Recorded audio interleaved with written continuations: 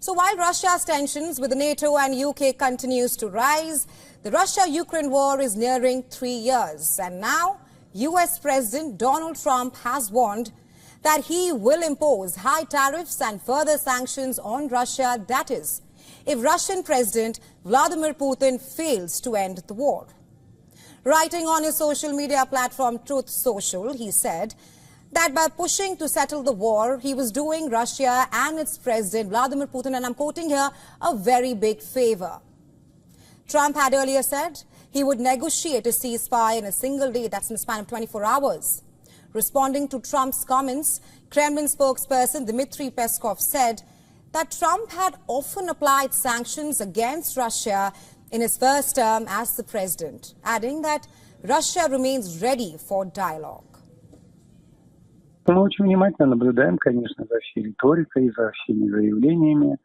Мы фиксируем тщательно все нюансы. Мы остаемся готовы к диалогу, об этом президент Путин неоднократно говорил, к равноправному диалогу, к взаимоуважительному диалогу. Этот диалог имел место между двумя президентами, опять же, в бытность первого президентства Трампа.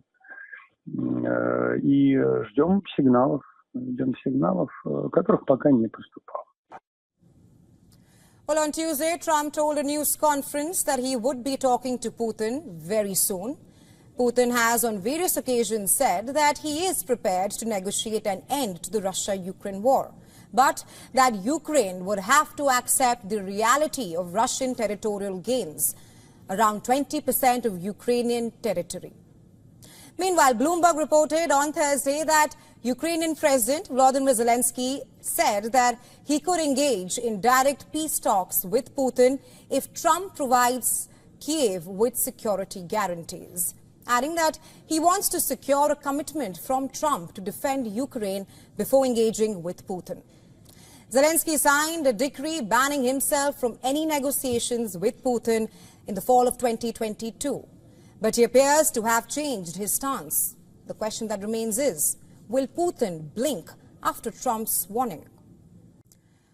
Well, we now shift our attention to the United Kingdom, where Russian spy vessels are brazenly probing UK waters, exposing potential weaknesses in the UK's defence. Speaking in the UK Parliament, Defence Minister John Healey said Yanta, a Russian spy vessel used for intelligence and mapping critical infrastructure on the sea floor, entered UK waters on Monday. And the UK Navy tracked it for 2 days until it entered the Dutch waters. Healey said that the Russian ship entered the UK exclusive economic zone about 72 kilometres off the UK coast. I changed the Royal Navy's rules of engagement so that our warships can get closer and better track the Yanta. So far, the ship has complied with international rules of navigation. Healey further said that this is the second time that Yanta, which is a Russian spy vessel, has entered British waters in recent months. In November last year, the ship was detected loitering over UK critical undersea infrastructure. But, Mr. Speaker, this is the second time that Yanta has entered our waters in recent months. In November, the ship was also closely watched and detected loitering over UK critical undersea infrastructure. To deter any potential threat, I took measured steps then as part of a clear direct response to the Russian vessel. Incidents of potential sabotage of power cables, telecom links and gas pipelines have increased in the Baltic Sea, and that is following the outbreak of the Russia-Ukraine war in 2022. But the frequency has increased recently. Since November last year, there have been at least 3 incidents where underwater cables have severed in the Baltic Sea. Meanwhile, Russian ships are also having a similar impact on NATO. In the Gulf of Finland, elite divers and submersible drones are being sent to the seabed to probe potential sabotages. Well, as a part of the Operation Baltic Sentry, a NATO mission to patrol and protect gas pipelines and internet cables in the Baltic Sea. A fleet of ships, including a Dutch frigate, a German mine hunter, a Dutch survey vessel, a Swedish warship and a French minesweeper are also reportedly expected to arrive soon. Furthermore, the UK has also decided to send maritime patrol and surveillance aircraft to help NATO's efforts. Now, with Healy stating that the UK would also deploy an advanced AI system to help safeguard undersea infrastructure, while the UK extends support to NATO, the situation is not so straightforward, especially domestically. UK military preparedness has reportedly crumbled. According to UK's Internal Ministry of Defence calculations, the country needs to increase defence spending to 3.6% of GDP, a staggering 56% increase from current levels, to modernize its military, protect its nuclear deterrent and also meet NATO obligations, which in light of the UK's stretched finances is reportedly impossible. And the situation for UK gets grimmer. In March last year, the Deputy Chief of Defence Staff admitted that UK forces could not sustain a conflict with Russia for more than 2 months. And that is due to major resource shortages, adding that the country does not have the ammunition and the reserves of equipment to fight a prolonged war. His comments came just a few months after an inquiry by the Commons Defence Committee, which found that UK's armed forces were not ready for a war with Russia, especially without urgent reforms to reverse a recruitment crisis in the country and also to dramatically strengthen Britain's stockpile of weapons and ammunition. The UK is clearly at a very critical juncture. It may have to invest heavily in defence or face risks of further Russia incursions. Russia is testing UK's boundaries, probing its defences, and at this moment finding them wanting. The earth is hiding secrets deep within. Beneath our feet, below the surface, there lies a realm of mystery and wonder. Our next story tells you about an astonishing find. Well, there are mountains 100 times taller than Mount Everest, hidden deep below Earth's crust. Take a look. Which is the world's tallest mountain? Mount Everest, sitting pretty at 8,848 meters. The icy peak of the mountain on the crest of the great Himalayas of southern Asia is the ultimate dream of every mountaineer. But what if we told you that it is nothing but a geological pebble compared to the planet's true giants? To know the tallest peak, we need to go deep, very deep. Imagine mountains 100 times taller than Everest, hidden in the deepest regions of our planet. These aren't mythical formations, but scientifically confirmed geological marvels lurking within the Earth's mantle. One massive rocky island sits beneath Africa, its twin nestles under the Pacific Ocean. Scientists have uncovered a geological marvel that challenges our understanding of planetary structure. In a study published in the Nature journal, researchers explain how these huge mountains reach heights of about 1,000 kilometers.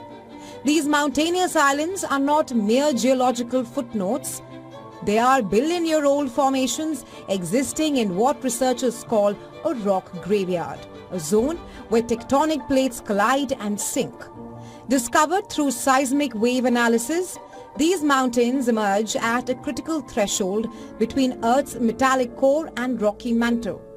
These mountains are dynamic, potentially superheated regions born from the planet's molten heart. Contrary to popular belief, Earth's mantle is not a liquid magma pool, but a semi-solid realm capable of flowing like an incredibly slow fluid.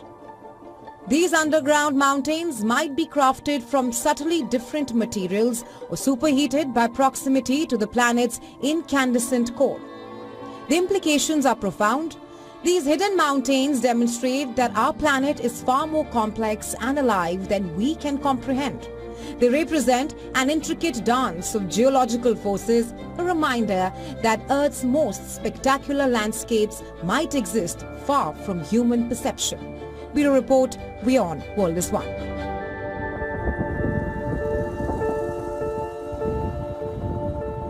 Our next story is about two presidents and one tale of hypocrisy.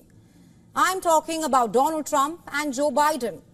Both have used their presidential powers this week to issue controversial pardons.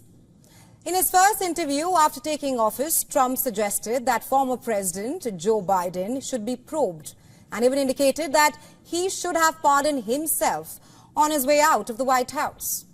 While he did not specify any particular offenses, Trump argued that Biden should face the same kind of legal scrutiny that he endured before being re-elected. And yes, the term pardon has surfaced quite a few times this week. First, just 15 minutes before leaving office, Biden granted a number of pardons, notably to family members such as his brothers, sisters and in-laws, as well as to members of his administration, including Dr. Anthony Fauci and General Mark Milley. These pardons were a part of a larger wave that Biden claimed were meant for non-violent federal offenders.